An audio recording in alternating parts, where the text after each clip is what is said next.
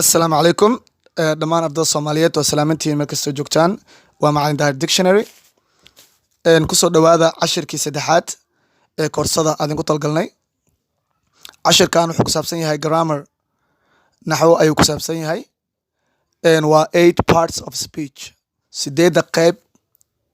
كو هادالك اللغة دي انجليشيغا سيديدان قيب وسيديد قيب أو مهمة الله شردية قفك إنو برتو qofka raba in uu ku takhasuso luqadda Ingiriisiga sideedan qayb ayuu baranayaa sideedan qayb waxaa kamid ah 8 parts of speech waa sideed qayb waxaa kamid ah noun inuu barto qofka magac inuu barto iyo noocyadiisa kala duwan inuu barto pronoun magac yeel inuu barto verb fal inuu barto adjective sifa inuu barto adverb fal wax sheega inuu barto preposition meeleeye inuu barto qofka conjunction xiriiriye inuu barto iyo interjunction la yaab inuu barto marka sideedaas qayb ayaa loo shardiyanayaa qofka raba in luqadda Ingiriisiga uu ku takhasuso qaas ahaan naxwiga sababta naxwiga luqadda Ingiriisiga loo baranayo waxay tahay qofka inuu iska saaro shakiga waxa uu ku hadlayo iyo wuxuu qoraayo dad qaar ayaa aaminsan naxwiga in loo baahneen marka luqadda Ingiriisiga laakiin fikradaas waa fikrad qalad waxa loo naxwi kaligiis qofka inuu barto ayaa la diidayaa waa in uu naxwigan uu bartaa speaking kana uu bartaa marka sidaas waaye maanta waxaan soo qaadanaynaa marka noun magac ayaan ka soo qaadanaynaa 8 parts qaybta koowaad wuxuu ka hadlayaa noun magac ayuu ka hadlayaa magac iyo sida loo qeybo magacyada iyo shaqada ay qabanayaan ka hadlayaa si fiican u furdhagahaaga noun maxaa loo yaqaanaa horta ereyga noun waxaa laga yaqaanaa magac wax walba adduunyadan ku nool noun waaye magac ayaa la siiyey magac marka magacyadaas la siiyey ayaa kala duwan marka waa intaas un bis marka nouniska waa 5 different parts 5 qayb ay kala duwan waaye shantaas qayb ee kala duwan haddaad iska xifdisid maanta oo exercise-ka aad ka shaqaysid waxa dhammaan noun loo yaqaano waa taqaanaa marka insha allah isku day in aad nala socotid okay types of nouns waxaan baranaynaa qeybaha loo qeybiyo ama noocyada ee magacyada waxaa loo qeybiyaa 5 different kinds 5 qayb ayaa loo qeybiyaa naxwaha marka la joogo waxaa ka mid ah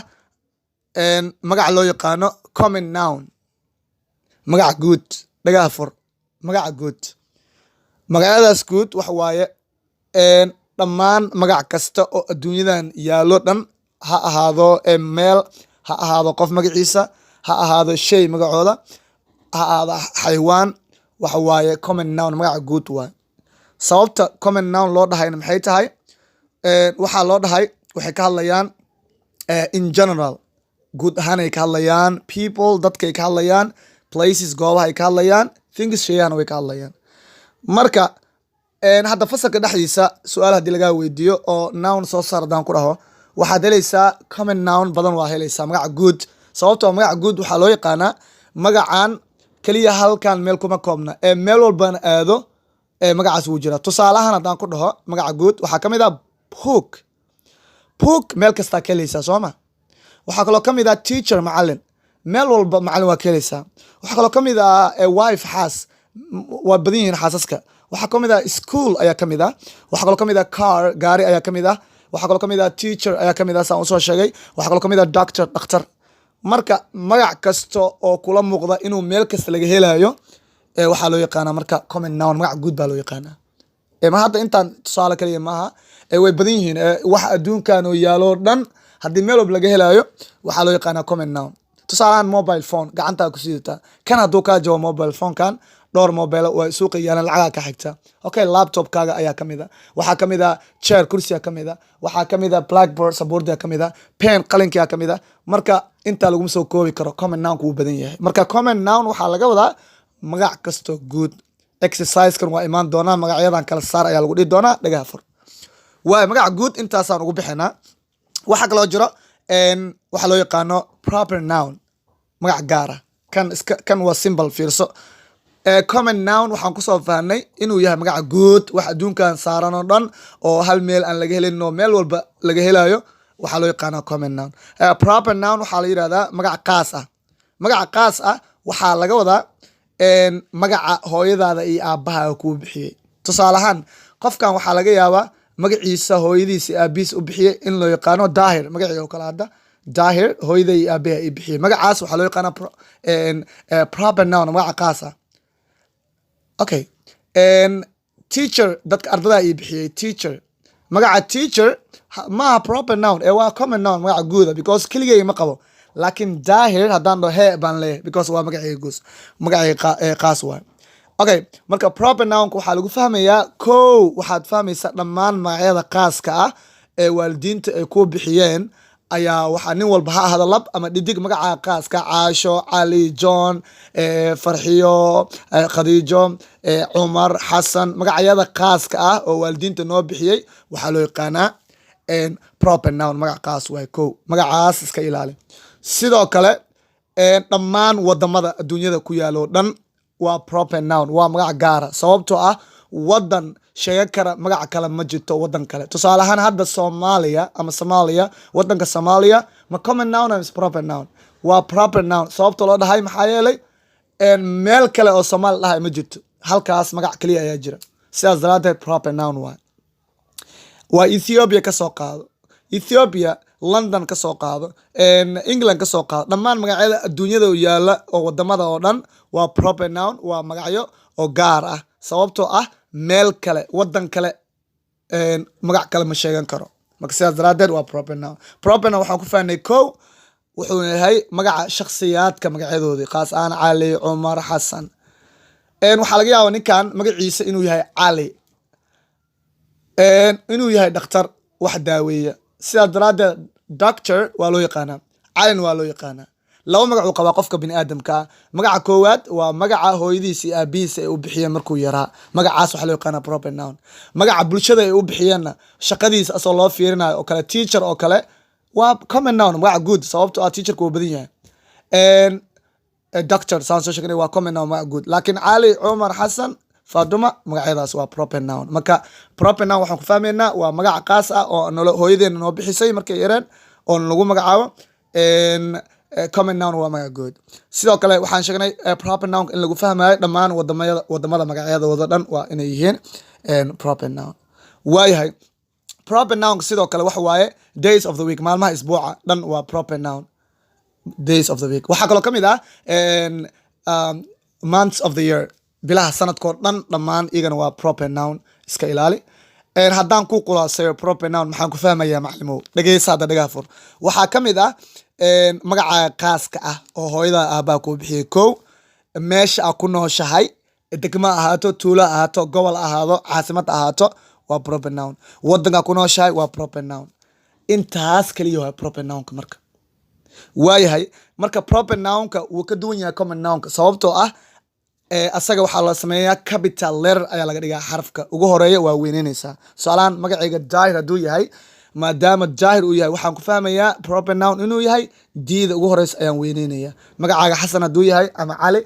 xarafka ugu horeeya ayaad weyneynaysaa. Okay, Muqdisho oo kale hadda waa proper noun waa magac gaar ah emta waa la weyneynayaa London waa la weyneynayaa France waa la weyneynayaa German waa la weyneynaya wadan walba aad joogtiin waa weyneynaysaa. Okay, Nawaaf Daahir South Africa joogtaa wadanka South Africa esta way weyn tahay sababtoo ah waaye proper noun waayahay. Waxaa kaloo jiro magaca kale collective noun waay tusaalaan keeni doonaa insha allah. Collective noun erigan dhigaha fur collective noun kana ugu dhib badan. Collective noun waxaa loo yaqaanaa magac aruursan laisku keenay sababtoo ah hadda kooxda oo kale waa dhowr players ayaa isku tagtay waxaa loo bixiyey team koox. Collective nounka waxaa ka mid ah wuxuu noqonayaa isna sababta collective nounka loo keeno maxay tahay collective noun waxa waaye group of people koox dadeed hal meel isku keenay sida student oo kale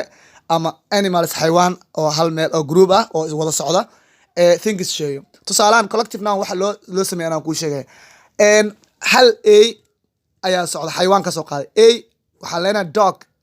a baan leenahay laakiin 10 a ama 12 a raxan a is wadata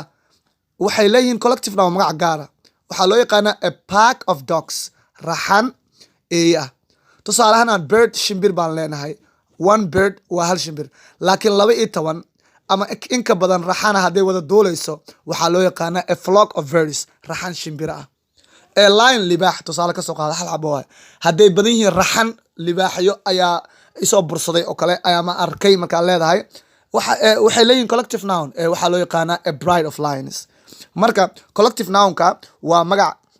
laisku keenay oo maxaa la yidhahdaa group badan markay socdaan tusaale ahaan team kooxdii oo kale a bunch of keys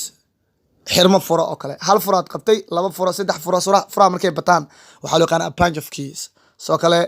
arday oo kale hal arday ku imaada 2 arday 3 arday 4 arday marka waxay noqdeen tiro badan oo arday waxaa leenahay a class of students marka tiro marka collective nounka waa 3 qayb wuxuu noqonayaa collective noun of people collective noun of animals iyo collective noun of things intaasba collective noun way leeyihiin okay internet waa ka fiiri kartaa nounka kale waxa waaye material nouns kii afraad waaye material nouns waxaa loo yaqaanaa magacyada shayada laga sameeyey shaygan magacaan hore usoo qaadatay common nounkaa soo qaadatay haddii shay laga dul sameeyo waxaa loo yaqaanaa material nouns tusaale ahaan hadda maize waa galey sooma galeydaas waa common noun magac guud meel kasta laga helaha haddii galeydaas aan ka sameyno budo ama bur laga sameeyo flour burkaas wuxuu noqday wuxuu noqday material noun tusaale ahaan dahabka oo kale waxaa laga sameeyaa dhulka laga soo saaraa waxaa laga sameeyaa wood alwaaxa oo kale geedaha laga sameeyaa maxaa la yidhahdaa glasses miraayadaha oo kale waxaa laga sameeyaa cotton suufki oo kale geedaha laga soo sameeyaa marka shay ka laga sameeyay hadaartid waa material nouns baa loo yaqaana waayahay waxaa kamid ah flourkii ayaa kamid ah burkii gold dahabkii ayaa kamid ah wood alwaaxi ayaa kamid ah glass miraayadihii ayaa kamid ah waa kan ugu dambeeya waxa waaye abstract nouns magacyo abstract nouns ah aan la arkaynin magacyada abstract nounska iska ilaali ardada waxay isku qaldaan material nounska oo ah magacii oo magac kale laga sameeyey abstract nouns waxaa laga wadaa magacyo aan la arki karin la taaban karin la urin karin iyo weliba la dhadhamin karin maxaa kamid ah waxaa jiro magacaas ma arki kartid hadda waxaa kamid ah love ereyga love abstract noun waay sababtoo ah love socda oo dhar ugu jira cid aragti male sidaa daraaddeed magac kasta aan la arki karin la taaban karin la urin karin la dhadhamin karin ayaa loo yaqaanaa abstract noun marka love jaceylkii ayaa kamid ah time waqti ma aragtay adiga weligaaga waaye poverty sabooltinimo ma aragtay fear cabsi ma aragtay oo socoto air hawo ma aragtay laakiin waa dareemi karnaa sooma laakiin ma taaban karno marka abstract noun loo yaqaanaa hadda waxaa kamid ah tusaale ahaan kindness naxariistiisa whiteness cadnaan lama taaban karo wallahi I like your kindness naxariistaada waan ka helay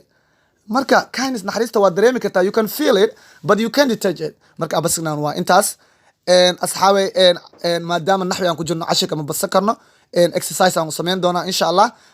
jumladaha soo socda ama ereyada soo socda waxaa ka saari kartaa inaad soo saartid waa wixii oo common noun ah hal meel ku qor wixii proper noun ah oo kula muuqda hal meel ku qor wixii collective noun kula muuqda hal meel ku qor wixii material kula muuqda hal meel ku qor wixii abstract noun kula muuqda hal meel ku qor haddii hal mar aan soo khulaaseeyo 5 kinds waa 5 nooc waxaa kamid ah common noun magac guud waxa waaye dhammaan magacyada loo wada sameeyahay in general ha ahaado people dad ha ahaado place or things ha ahaado waayahay proper noun waa magac gaar ah wuxuu gaar u yahay